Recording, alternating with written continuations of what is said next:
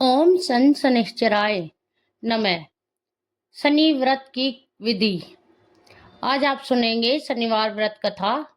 इस दिन शनि की पूजा होती है। काला तिल, काला वस्त्र, तेल, उड़द शनि को बहुत प्रिय है, इसलिए इनके द्वारा शनि की पूजा होती है। शनि की दशा को दूर करने के लिए यह व्रत किया जाता है। शनि श्रोतम का पाठ भी विशेष फलदायी सिद्ध होता है। शनिवार व्रत कथा। एक समय सूर्य, चंद्रमा, मंगल, बुध, बृहस्पति, शुक्र, शनि, राहु और केतु इन ग्रहों में आपस में झगड़ा हो गया कि हम सब में सबसे बड़ा कौन है। सब अपने आप को बड़ा कहते थे। जब आपस में कोई निश्चय न हो सका तो सब के सब आपस में झगड़ते हुए इंद्र के पास गए और कहने लगे कि आप सब देवताओं के राजा हो, इसलिए आप हमारा न्याय करके बतलाओ कि हम नौ ग्रहों में सबसे बड़ा कौन है।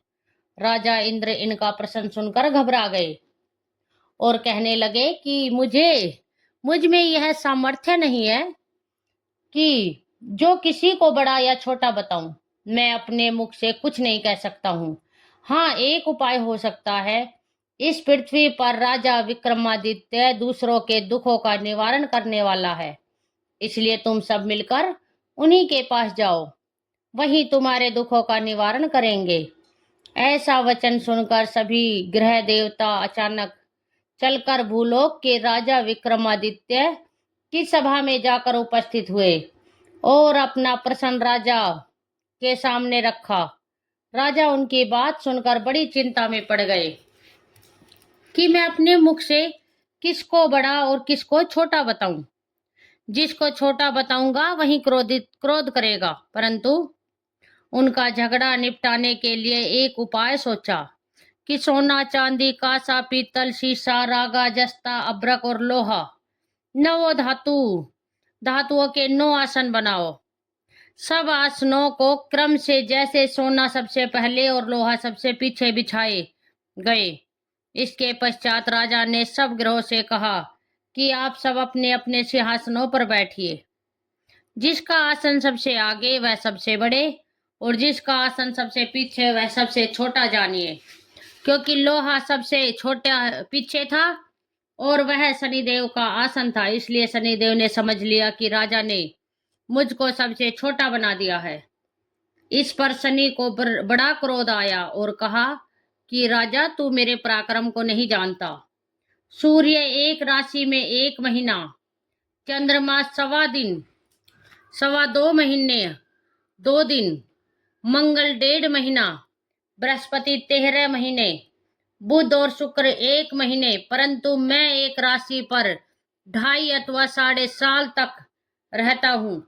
बड़े से बड़े देवताओं को भी मैंने भीषण दुख दिया है।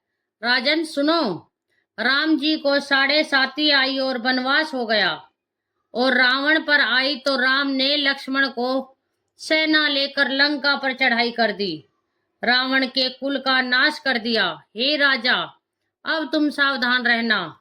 राजा कहने लगा, जो कुछ भाग्य में होगा देखा जाएगा। उसके बाद अन्य ग्रह तो प्रसन्नता के साथ चले गए, परंतु शनिदेव बड़े क्रोध के साथ वहां से पद सिधारे।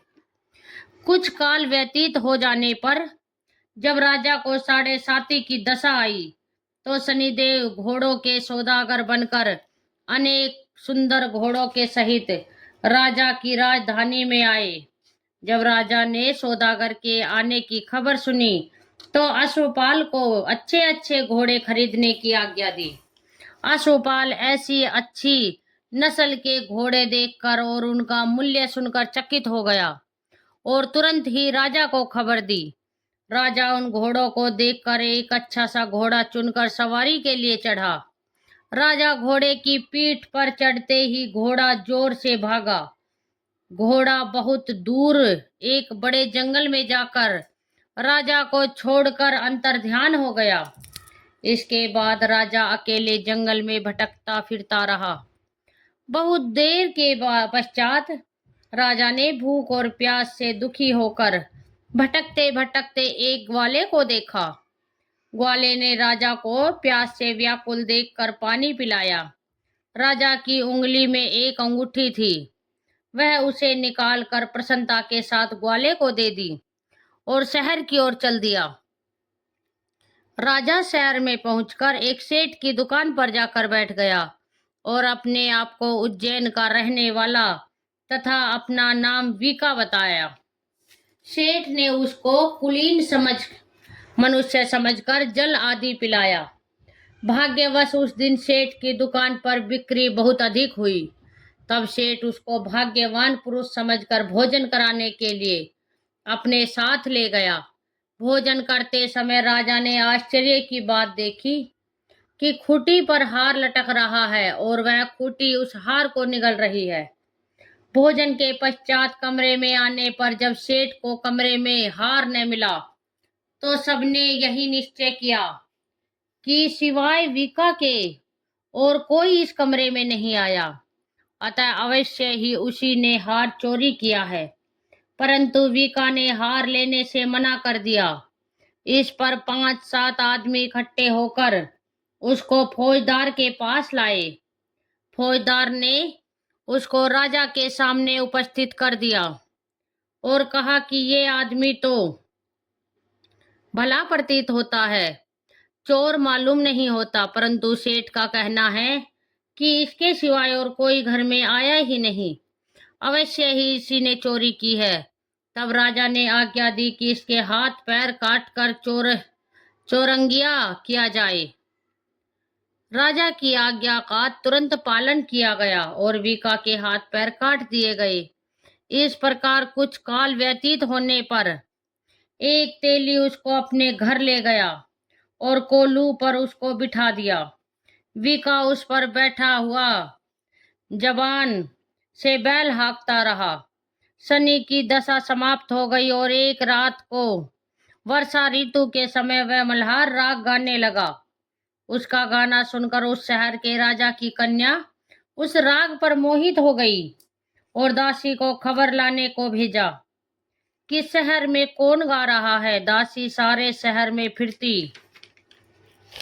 फिरती क्या देखती है कि तेली के घर में चौरंगिया राग गा रहा है। दासी ने महल में आकर राजकुमारी को सब वृतांत सुना दिया। बस उसी क्षण राजकुमारी ने अपने मन में यह प्रण कर लिया, चाहे कुछ भी हो, मैंने इस चौरंगिया के साथ विवाह करना है। प्रातःकाल होते ही जब दासी ने राजकुमारी को जगाना चाहा तो राजकुमारी अनशन व्रत लेकर पड़ी रही। तब दासी ने रानी के पास जाकर राजकुमारी के न उठने का वृत्तांत कहा। रानी ने तुरंत ही वहां पर आकर राजकुमारी को जगाया और उसके दुख का कारण पूछा। तो राजकुमारी ने कहा कि माताजी, मैंने यह प्रण कर लिया है कि तेली के घर में जो चौरंगिया है उसी के साथ विवाह करूंगी। माता ने कहा, पगली, यह क्या बात कर रही है? तुझको किसी देश के राजा के साथ परणाया जाएगा। कन्या कहने लगी कि माताजी, मैं अपना प्रण कभी नहीं तोड़ूंगी। माता ने चिंतित होकर यह बात राजा को बताई। तब महाराज ने भी आकर यह समझाया कि मैं अभी देश देशांतर में अपने दूत भेजकर सुयोग्य, रूपवान और बड़े से बड़े गुणी राजकुमार के साथ तुम्हारा विवाह करूंगा। ऐसी बात तुमको कभी नहीं विचारनी चाहिए। कन्या ने कहा, पिताजी, मैं अपने प्राण त्याग दूंगी, परंतु दूसरे से विवाह नहीं करूंगी। इतना सुनकर राजा ने क्रोध से कहा, यदि तेरे भाग्य में ऐसा ही लिखा है तो जैसी तेरी इच्छा हो वैसा ही कर। राजा ने तेली को बुलाकर कहा कि तेरे घर में जो चौरंगिया है उसके साथ में मेरी कन्या का विवाह करना चाहता हूँ। तेली ने कहा कि यह कैसे हो सकता है? कहाँ आप हमारे राजा और कहाँ मैं एक नीच तेली। परंतु राजा ने कहा कि भाग्य लिखे को कोई नहीं टाल सकता। अपने घर जाकर विवाह की तैयारी करो। राजा ने उसी समय तोरण और बंदरबार लगवाकर अपनी राजकुमारी का विवाह चौरंगिया विक्रमादित्य के साथ कर दिया। रात्रि को जब विक्रमादित्य और राजकुमारी महल में सोए थे तो आधी रात के समय शनिदेव ने विक्रमादित्य को सौंपन दिया कि राजा कहो मुझको छोटा बतलाकर तुमने कितना दुख उठाया। राजा ने क्षमा मांगी। शनिदेव ने प्रसन्न होकर विक्रमादित्य को हाथ पैर दिए। तब राजा ने कहा, महाराज, मेरी प्रार्थना स्वीकार करें कि जैसा दुख आपने मुझे दिया है ऐसा और किसी को ना दे। शनिदेव ने कहा कि तुम्हारी यह प्रार्थना स्वीकार है।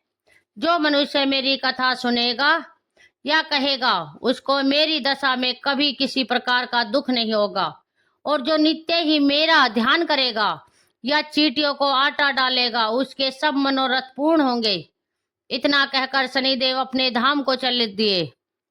राजकुमारी की आंख खुली और उसने राजा के हाथ पैर देखे तो आश्चर्य को प्राप्त हुई। उसको देखकर राजा ने अपना समस्त हाल कहा कि मैं उज्जैन का राजा विक्रमादित्य हूँ। यह बात सुनकर राजकुमारी अत्यंत प्रसन्न हुई। प्रातःकाल राजकुमारी से अपनी सखियों ने पूछा तो उसने अपने पिता का समस्त वृत्तांत कह सुनाया, अपने पति का समस्त वृत्तांत कह सुनाया। तब सबने प्रसन्नता प्रकट की और कहा कि ईश्वर ने आपकी मनोकामना पूर्ण कर दी। जब उस सेठ ने यह सुनी तो वह विक्रमादित्य के पास आया और राजा विक्रमादित्य के पैरों पर गिरकर क्षमा मांगने लगा कि आप पर मैंने चोरी का झूठा दोष लगाया, अतः आप मुझको जो चाहे दंड दे। राजा ने कहा, मुझ पर शनिदेव का कोप था, इसी कारण यह सब दुख मुझको प्राप्त हुआ। इसमें तुम्हारा कोई दोष नहीं। तुम अपने घर जाकर अपना कार्य करो। सेठ बोला कि मुझे तभी शांति होगी जब आप मेरे घर चलकर प्रीतिपूर्वक भोजन करोगे। राजा ने कहा कि जैसी आपकी मर्जी हो वैसा ही करे। सेठ ने अपने घर जाकर अपने अनेक प्रकार के सुंदर भोजन बनवाए और राजा विक्रमादित्य को प्रतिभोज दिया। जिस समय राजा भोजन कर रहे थे एक अत्यंत आश्चर्य की बात सबको दिखाई दी। जो खूंटी पहले हार निकल गई थी अब वह हार उगल रही है। जब भोजन समाप्त हो गया तो सेठ ने हाथ जोड़कर बहुत सी मोहरे राजा को भेंट की और कहा कि मेरे श्री कंवर नामक एक कन्या है, उसका पाणी ग्रहण आप करें। इसके बाद सेठ ने अपनी कन्या का विवाह राजा के साथ कर दिया और बहुत सा दान दहेज आदि दिया। इस प्रकार कुछ दिनों तक वहां निवास करने के पश्चात विक्रमादित्य ने शहर के राजा से कहा कि अब मेरी उज्जैन जाने की इच्छा है। फिर कुछ दिन के बाद विदा लेकर राजकुमारी मन भवानी सेठ की कन्या श्री कंवर तथा दोनों जगह के दहेज में प्राप्त अनेक दास दासी रथ और पालकियों सहित विक्रमादित्य उज्जैन की तरफ चले। जब शहर के निकट पहुंचे और पूर्ववासियों ने राजा के आने का संवाद सुना तो समस्त उज्जैन की प्रजा अगवानी के लिए आई। तब बड़ी प्रसन्नता से राजा अपने महल में पधारे। सारे शहर में बड़ा भारी उत्सव मनाया गया और रात्रि को दीपमाला की गई। दूसरे दिन राजा ने शहर में यह सूचना कराई कि शनिश्चर देवता सब ग्रहों में सर्वोपरि है। मैंने इनको छोटा बतलाया, इसी से मुझको यह दुख प्राप्त हुआ। इस कारण सारे शहर में सदा शनिश्चर की पूजा तथा कथा होने लगी। राजा और प्रजा अनेक प्रकार के सुख भोगती रही। जो कोई शनिश्चर की इस कथा को पढ़ता या सुनता है, शनिदेव की कृपा से सब दुख दूर हो जाते हैं। शनिवार की कथा को व्रत के दिन अवश्य पढ़ना चाहिए। ओम शांति, ओम शांति, ओम शांति। जय शनिदेव।